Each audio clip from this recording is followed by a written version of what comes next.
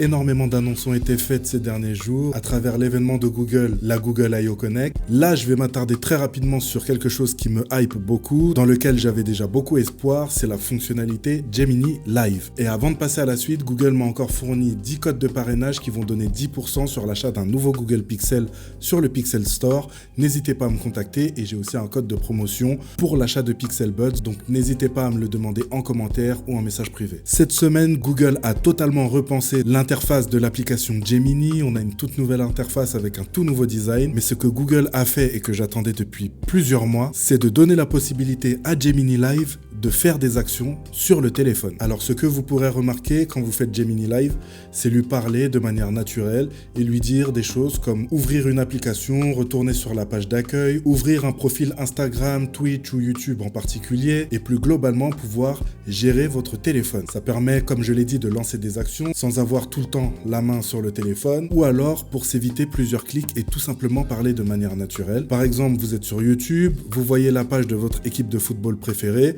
et vous demandez tout simplement à Google de naviguer vers la page car il faut savoir que sur Gemini Live, il est possible de faire un partage d'écran. Donc il va voir ce qu'il y a à l'écran, il va comprendre le contexte et il va l'exécuter. De même, j'ai essayé de faire aussi l'exercice. Il voyait les miniatures ou les vidéos qui étaient en cours sur YouTube. Je lui ai demandé d'aller sur le profil Twitch de la page YouTube sur laquelle j'étais. Il l'a fait. Pareil sur Instagram. Quand je défile, j'aimerais avoir des informations sur un compte Instagram ou directement aller sur le profil.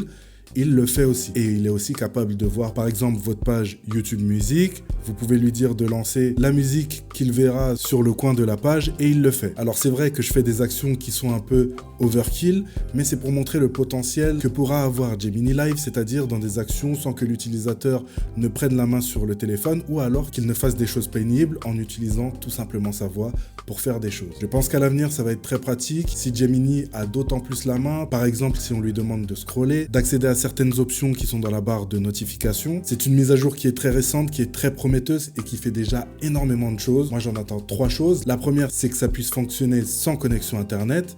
La deuxième, bien évidemment, c'est qu'on ait la main sur beaucoup plus de choses. Et la troisième, c'est que ça puisse fonctionner avec l'écran éteint. En tout cas, voilà, je vous ai présenté un des nouveaux super pouvoirs que votre téléphone peut avoir avec Gemini. C'est directement dans l'application Gemini. Il y a un bouton pour lancer le mode Gemini Live. Je vous laisse vous amuser avec et surtout faites-moi des retours. On se dit à la prochaine pour des nouvelles news et prenez soin de vous.